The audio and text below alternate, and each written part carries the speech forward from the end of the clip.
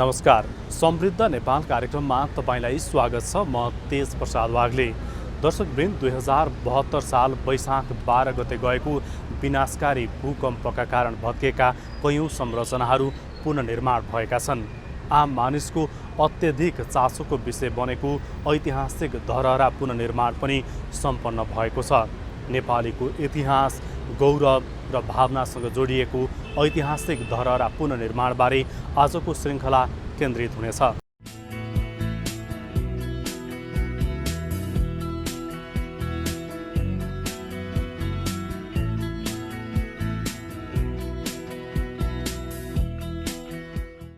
बाह्र वैशाख 2072 गोर्खाको बारपाकलाई केन्द्रबिन्दु बनाएर गएको विनाशकारी भूकम्पले ध्वस्त बनाएका कयौं संरचना पुनर्निर्माण भएका छन्।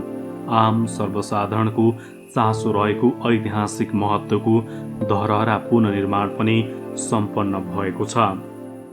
6 वर्ष अघि गोर्खाको बारपाक केन्द्रबिन्दु भएको भूकम्पले राजधानीको सुन्धारामा रहेको धरहरा पनि ढलेको थियो। शनिबारको दिन भएकोले धेरै मानिस धरहरा चढ्न त्यस वरपर जम्मा भएका थिए। कति त धरहराको माथि नै पुगेका थिए। तीमध्ये 60 जनाले जीवन गुमाए, कयौं मानिसहरू घाइते भए। उपत्यकाको एक महत्त्वपूर्ण ऐतिहासिक स्थल धरहरा भूकम्पले भत्किएपछि हालै पुनर्निर्माण गरिएको छ। देशको अतीत, इतिहास र जनभावनासँग जोडिएको ऐतिहासिक धरहरा पुनर्निर्माण सम्पन्न भएको छ। नेपाली जनताले 6 वर्षपछि पुनः नयाँ धरहरा पाएका छन्।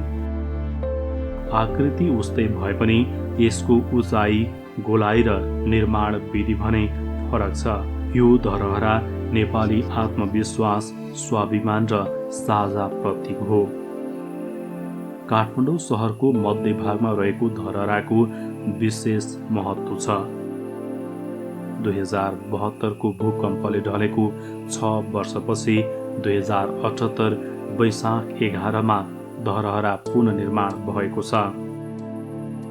विक्रमसम्म 2074 कार्तिक 27 गते मन्त्री परिषदको बैठकले धरहरा पुनर्निर्माणको जिम्मेवारी राष्ट्रिय पुनर्निर्माण प्राधिकरणलाई दिने निर्णय गरेको थियो।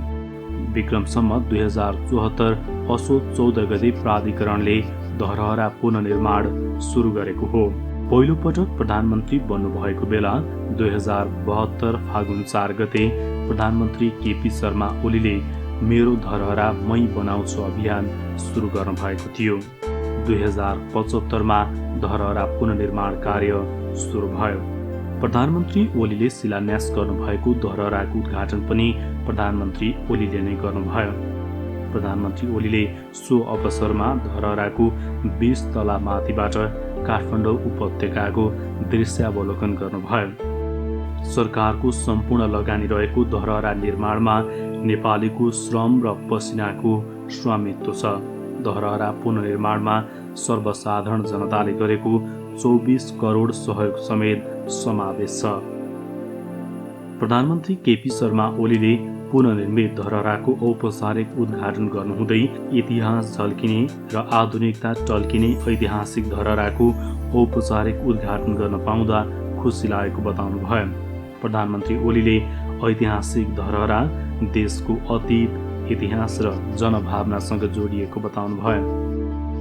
हामीले धरहराको पुनर्निर्माण एउटा नेपालको गौरव, काठमाडौँ चिनिने एउटा काठमाडौँको परिचय, नेपालको परिचय, नेपालको गौरव र यससँग एउटा इतिहास पनि जोडिएको छ।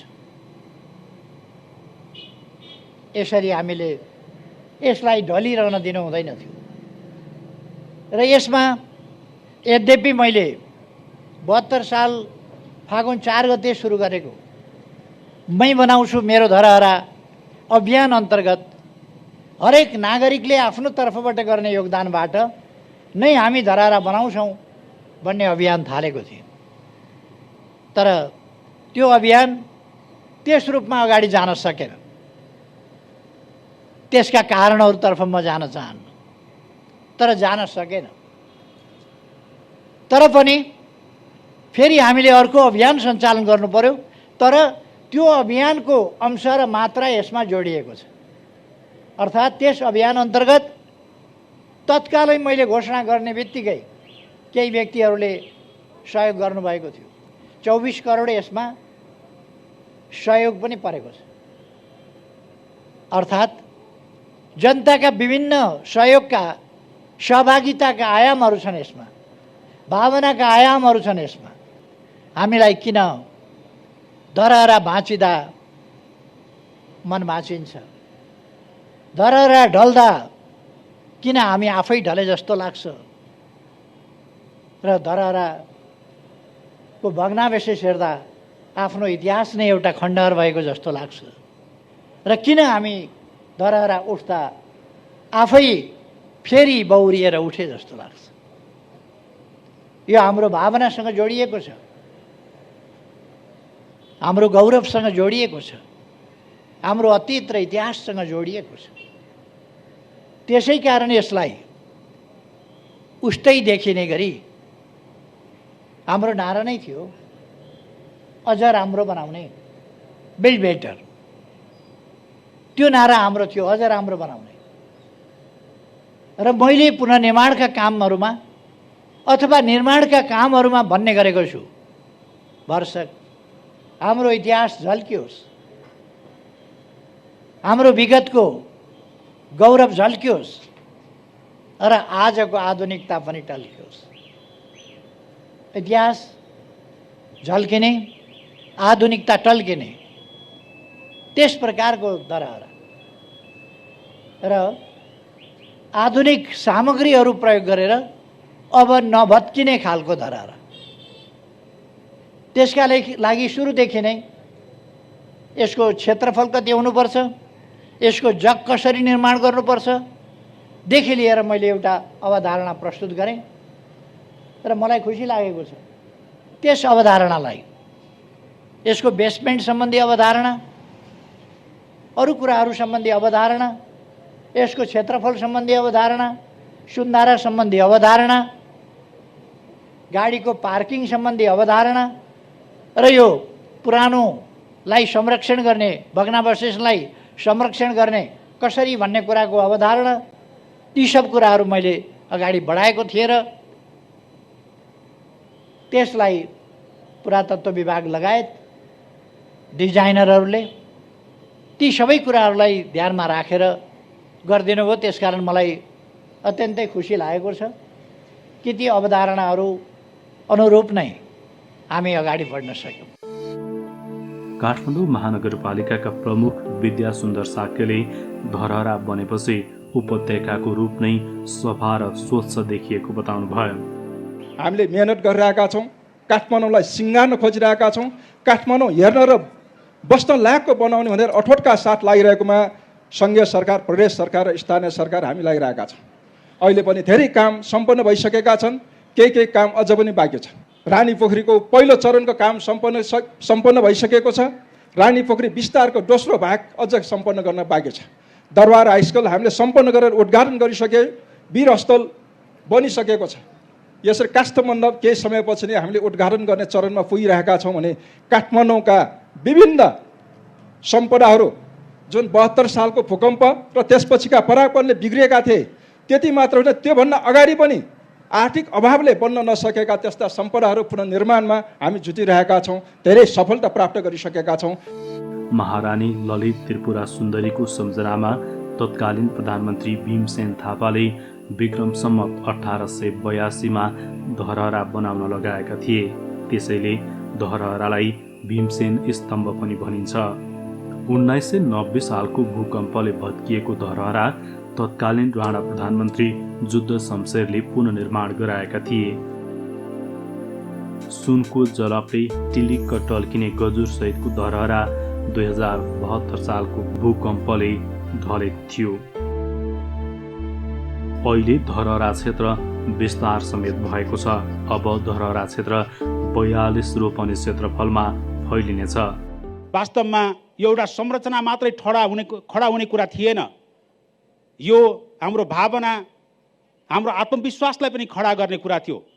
हामी आज यहाँ उभिएर बोल्दै गर्दा हामीले वास्तवमा विपद पछाडिको त्यो अवस्थालाई पार गर्न सफल भएका छौँ र हाम्रो मुलुकलाई भोलि विपदबाट जोखिमबाट चाहिँ मुक्त मुलुकका रूपमा विकास गर्न सक्छौँ भन्ने एउटा आत्मविश्वास पनि जागृत भएको छ।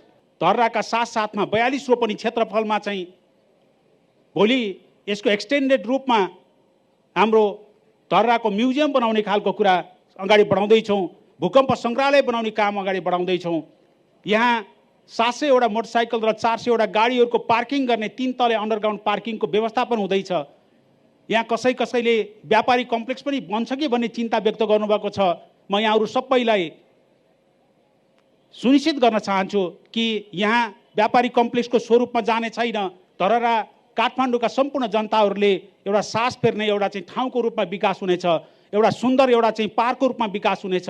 हामी सबैले एउटा पर्यटनको केन्द्रको रूपमा यसलाई विकास गर्न सक्नेछौँ। र यसको साथसाथै 72 साल वैशाख 12 गतिको भूकम्पको एउटा चिनोको रूपमा, एउटा स्मृतिको रूपमा हामीले यो धरहरालाई चाहिँ एउटा चाहिँ हामी चाहिँ सिम्बोलको रूपमा चाहिँ खडा गर्न सफल भएका छौँ। यो त्यसरी चाहिँ रहनेछ।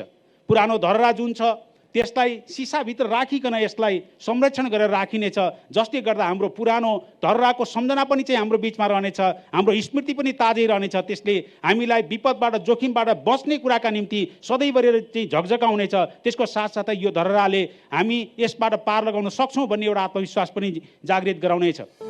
नयाँ धरहरा आधुनिक सुविधायुक्त र बलियो बनाइएको छ।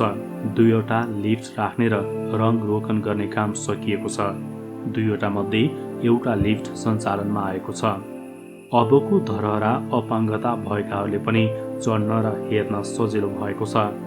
बाहिरी स्वरूप पुरानो धरहरा जस्तै देखिने बनाइएको भए पनि भित्री संरचना भने धेरै फरक छ। भूकम्पले धरहरा ढालेपछि गजुर राष्ट्रिय सङ्ग्रहालय छाउनीमा राखिएको थियो। त्यसलाई मर्मत गरेर जलप लगाई नयाँ संरचनाको टुप्पामा राखिएको छ। धरहराको पुनर्निर्माणको कुरा गर्दाखेरि यसलाई जुन ठाउँमा धरहरा अहिले ढल्यो त्यसैलाई भत्काएर त्यही ठाउँमा बनाउने कि भन्ने एउटा विषय। दोस्रो चाहिँ विषय होइन, त्यो धरहराको अहिलेको जुन बचेको चाहिँ जुन चाहिँ ढलेर बचेको भाग छ त्यसलाई जस्ताको तस्तै राख्नु, त्यो भग्नावशेषलाई, त्यसपछि केही पनि नगरौँ, त्यो चाहिँ जति एरिया छ त्यसलाई त्यत्तिकै छोडिदिउँ भन्ने पनि थियो दोस्रो चाहिँ दृष्टिकोण। तेस्रो दृष्टिकोण होइन, यो पुरानै ठाउँमा बनाऊ तर बनाउँदाखेरि चुना र सुर्खीले मात्रै बनाऊ भन्ने पनि थियो।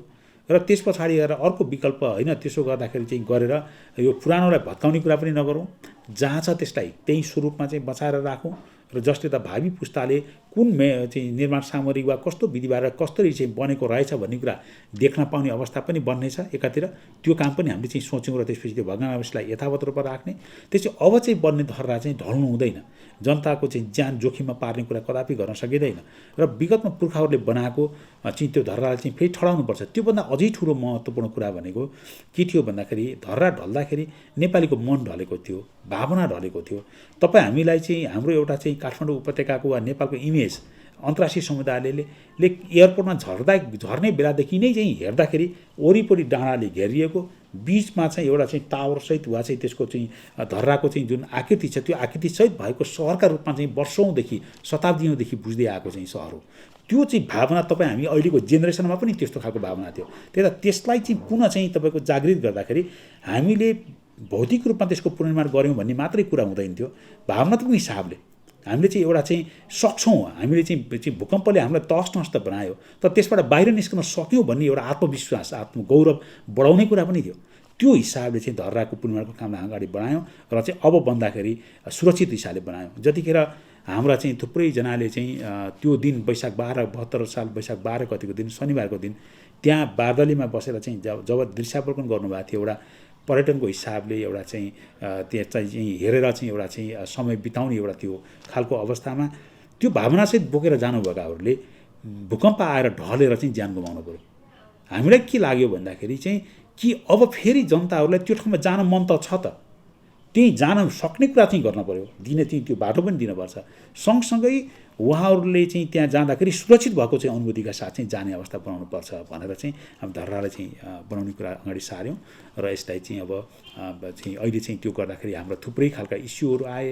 त्यहाँ चाहिँ त्यो धरहरा बनाउने ठाउँमै दूरसञ्चार हाम्रो चाहिँ त्यस्तै चाहिँ गएर चाहिँ विद्युत प्राधिकरण ढलको खानेपानीका सबै खालका संरचना त्यहाँभित्रबाट गएको थियो। त्यसलाई चाहिँ डाइभर्ट गरेर त्यसलाई चाहिँ व्यवस्थापन गर्नुपर्ने, जनताहरू भित्रैबाट हिँड्ने खालको बाटोको रूपमा प्रयोग भएको थियो धराको साइडबाट, त्यसलाई उपयुक्त ठाउँबाट चाहिँ बाटो निकासहरू निकाल्न पर्ने, उपाको मार्ग लगायतका सांस्कृतिक चाहिँ बाटाहरूलाई चाहिँ व्यवस्थापन गर्नुपर्ने, पानीको व्यवस्थापन गर्नुपर्ने, सुन्धारालाई चाहिँ फेरि चाहिँ पहिलाकै अवस्थामा चाहिँ ल्याउनु पर्ने, अनि चाहिँ हाम्रा चाहिँ त्यसको लागि चाहिँ त्यहाँ चाहिँ जुन ठाउँमा गुरुयोजना बनेको थियो त्यसमा चाहिँ यो चाहिँ हाम्रो चाहिँ हुलाकको कार्यालय थियो त्यसलाई चाहिँ हटाउनु पर्ने, सञ्चय कोषको भवनलाई चाहिँ भत्काउनु पर्ने, टक्सारको भवनलाई भत्काएर अर्को ठाउँमा स्थापित गरेर मात्रै काम गर्नुपर्ने, यी यावत खालका चुनौतीहरू हाम्रा बिचमा थिए।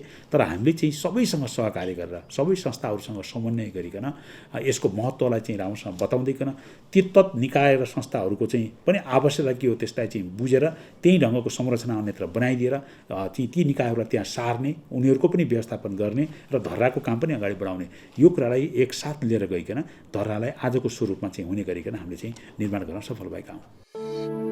नयाँ धरहरामा फोटो खिच्ने ठाउँ र पानीको फोहरा जस्ता संरचना पनि निर्माण हुनेछन्। तिनै फोहरा हुँदै सङ्ग्रहालय जाने बाटो बनिरहेको छ।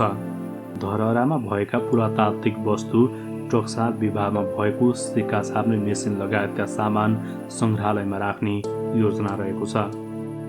3 तले पार्किङमा 350वटा गाडी र 700 मोटरसाइकल अट्नेछ। 2 तलाको सङ्ग्रहालय, गिफ्ट सप, सानो थिएटर आदि पूर्वाधार समेत यहाँ रहनेछन्। यी सबै सुविधा भने धरहरा क्षेत्रको निर्माण पुरै सकिएपछि मात्रै उपलब्ध हुनेछ। योजनाअनुसार तयारी पुरा भएको केही समयपछि खुला गर्ने सरकारको योजना छ। 3 अर्ब 48 करोड रुपियाँको लागतमा धरहरा पुनर्निर्माण सम्पन्न भएको हो। यो जमिनबाट 83 मिटर 85 सेन्टिमिटर अग्लो छ। यसभन्दा पहिले 61 मिटर 88 सेन्टिमिटर थियो। 1990 सालको भुइँचालो अघि धरहरा 11 तलाको थियो। सो भुइँचालोले 2 तला भत्किएपछि 9 तलामा सीमित भएको थियो। 2072 साल वैशाख 12 को भूकम्पले भत्किएर बाँकी रहेको धरहराको तल्लो भागलाई सिसाभित्र राखेर संरक्षण गर्ने योजना छ। धरहरामा आधुनिक सामग्री प्रयोग गरेर नभत्किने गरी बनाइएको छ। पुनर्निर्माण कार्यमा संलग्न इन्जिनियरहरूका अनुसार नयाँ धरहराले 10 रेक्टर स्केलसम्मको भूकम्प थेग्न सक्नेछ। नयाँ धरहरा उपत्यकामा आउने पर्यटकको लागि नयाँ गन्तव्य हुनेछ। यसका साथै 2072 सालको भूकम्पका कारण 32 जिल्लामा क्षति भएका निजी आवास, विद्यालय, स्वास्थ्य संस्था, सरकारी भवन, सुरक्षा निकायका भवन, धार्मिक, सांस्कृतिक, भौतिक संरचनाको निर्माण र मर्मत कार्य सम्पन्न हुने चरणमा पुगेको छ। 85,650 निजी आवास तोकिएको सीमाभित्र सम्पन्न गर्ने गरी काम भइरहेको छ। निजी आवास पुनर्निर्माणलाई विशेष प्राथमिकतामा राखिएअनुसार मापदण्डमा पर्ने पीडितहरूले नयाँ घरमा प्रवेश पाएका छन् र पाउने क्रम जारी छ। पूर्ण गर्नुपर्ने चाहिँ संरचना कति थिए भन्नुपर्ने हुन्छ। त्यसमा हाम्रो चाहिँ करिब 8 लाख जति जुन घर हुन् निजी आवास हो, त्यसमा हामीले 93% बराबरको घर चाहिँ सम्पन्न हुने अवस्थामा पुगेको छ। कतिपय सम्पन्न भइसकेका छन्, केही सम्पन्न हुने चरणमा गइरहेका छन्। अर्थात् हामी 93% को काम चाहिँ सम्पन्न हुने स्थितिमा गएको छ। त्यस्तै गरेर हाम्रा विद्यालयहरूमा 7,553वटा विद्यालयहरू हुन्। ती विद्यालयमध्येमा हाम्रो अहिलेसम्म 85% बराबरका विद्यालयहरूको काम चाहिँ सम्पन्न भइसकेका छ। अरू सबै विद्यालयहरू अनगोइङ छन्, काम भइरहेका छ। त्यस्तै गरेर हाम्रा सम्पदाहरूमा 920वटा सम्पदाहरू हुन्। त्यसमध्येमा हामीले चाहिँ करिब 58% बराबरको सम्पदाहरू करिब हामी सम्पन्न हुने स्थिति भइसकेका छ। काठमाडौँ उपत्यकाभित्र त विश्व सम्पदा क्षेत्रमा त हाम्रो 63% बराबरको काम सम्पन्न भइसकेका छ। अरू सबै अनगोइङ छन्। त्यस्तै गरेर हाम्रा स्वास्थ्य संस्थाहरूमा पनि हामी करिब 60% को हाराहारीमा चाहिँ हाम्रो 1197वटा स्वास्थ्य संस्थामध्ये त्यो चाहिँ सम्पन्न गर्दैछौँ। सडकहरू करिब चाहिँ 800 किलोमिटर चाहिँ हामीले चाहिँ तयारी बनायौँ। 1000वटा खानेपानी आयोजनाहरू चाहिँ संरचनाहरू चाहिँ बनायौँ। यसरी हेर्दाखेरि ठुलो सङ्ख्यामा हामीले पुनर्निर्माणको काम चाहिँ सम्पन्न गरेका छौँ। अर्थात् हामीले चाहिँ पुनर्निर्माणको मूलभूत रूपमा हाम्रा चाहिँ जति पनि सबभन्दा ठुलो चाहिँ काम भनेको निजी आवास हो, सबभन्दा जटिल काम भनेको निजी आवास हो। अरू संरचनामा त हाम्रो रकम व्यवस्था गर्दै कर्मश काम पनि गर्न सकिने स्थिति हुन्छ। त्यो हिसाबले हेर्ने हो भने पुनर्निर्माणको मूलभूत रूपमा चाहिँ काम चाहिँ सम्पन्न भएको अवस्था छ। अर्थात् यो आर्थिक वर्षको अन्तसम्ममा हाम्रो चाहिँ मूलभूत रूपमा काम सम्पन्न गर्नेछौँ हामीले। भूकम्पले क्षतिग्रस्त 920 ऐतिहासिक तथा धार्मिक सम्पदा मध्ये 493 वटाको पुनर्निर्माण सम्पन्न भएको छ र 288 वटाको पुनर्निर्माण भइरहेको छ। क्षतिग्रस्त 7553 विद्यालयमध्ये 83% पुनर्निर्माण सम्पन्न भएको छ र 17% को पुनर्निर्माण चालु आर्थिक वर्षभित्र सम्पन्न हुनेछ। स्वास्थ्य क्षेत्रका 296 भवनको पुनर्निर्माण जारी छ। 90% सरकारी भवनको पुनर्निर्माण सम्पन्न भएको छ भने सुरक्षा निकायको 2वटा संरचना मात्रै बन्न बाँकी छ। सरकारको प्रतिबद्धता र प्राथमिकता राष्ट्रिय पुनर्निर्माण प्राधिकरणको स्थापना, अन्तर्राष्ट्रिय दाता सम्मेलन, दात्री राष्ट्र र दात्री निकायको परिचालनले नेपालको पुनर्निर्माण अभियान सफल भएको हो। 2072 सालमा गएको भूकम्पका कारण क्षति भएका कयौं संरचनाहरू पुनर्निर्माण भएका छन्।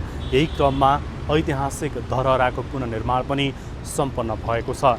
नेपालीहरूको इतिहास र भावनासँग जोडिएको ऐतिहासिक धरहरा पुनर्निर्माणको विषयमा आजको कार्यक्रममा हामीले चर्चा गऱ्यौँ। आजको लागि समृद्ध नेपाल कार्यक्रमको समय सकिएको छ। यो कार्यक्रम तपाईँ नेपाल टेलिभिजनको वेबसाइट nepaltvonline.com का साथै नेपाल टेलिभिजनको मोबाइल एप र अन्य सामाजिक सञ्जालमा पनि हेर्न सक्नुहुनेछ।